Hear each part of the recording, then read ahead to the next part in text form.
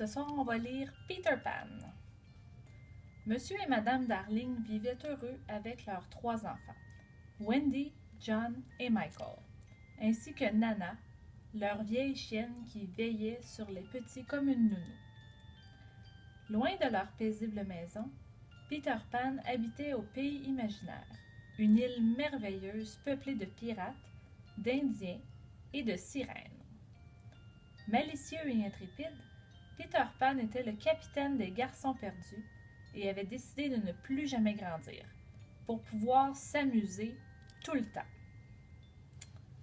Un soir, Peter Pan et son ami la fée Clochette apparurent dans la chambre de Wendy, John et Michael. Réveillant doucement Wendy, l'aîné des enfants, Peter Pan lui demanda « Tu veux bien recoudre mon ombre ?» Elle ne se fit pas prier et aussitôt, Peter Pan retrouva son ombre. Puis, s'adressant aux 3 enfants, il ajouta « Venez avec nous, Wendy pourra veiller sur nous et nous raconter des histoires. Nous allons vivre de grandes aventures ensemble. » Tous sautèrent de joie et acceptèrent la proposition. Un peu de poussière de fée et les voilà partis. Après un long voyage à planer dans le ciel, ils arrivèrent enfin en vue de l'île. C'était bien le pays imaginaire dont les 3 enfants rêvaient chaque nuit.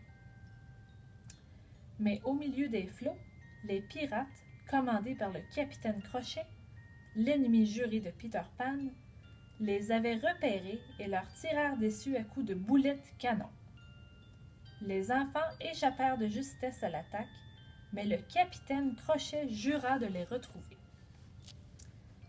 À leur arrivée dans la maison souterraine des garçons perdus, tout le monde les accueillit chaleureusement.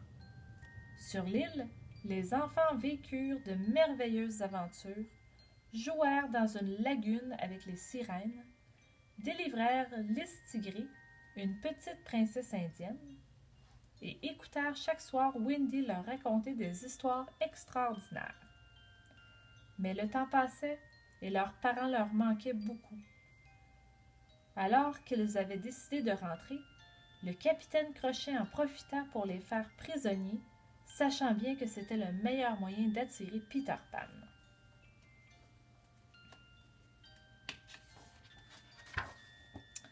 Peter Pan et tous les garçons perdus abordèrent le bateau pirate et se jetèrent dans un combat effréné avec l'horrible Crochet.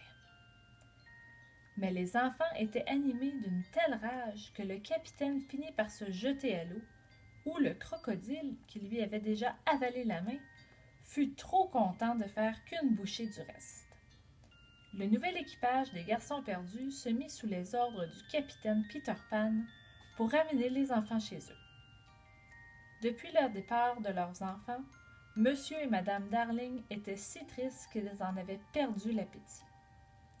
Madame Darling passait son temps dans la chambre de ses enfants à guetter leur retour. C'est alors qu'elle les vit, là, devant elle. Ils étaient enfin rentrés. Madame Darling, tellement heureuse de retrouver ses chers petits, proposa à Peter de devenir sa maman.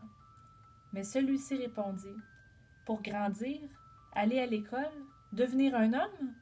Je préfère rester avec Clochette. » Avant de s'envoler par la fenêtre, il promit cependant à Wendy de la retrouver chaque printemps. Et lorsque Wendy devint maman, sa fille connut des aventures extraordinaires avec Peter Pan au pays imaginaire. Voilà. Bye!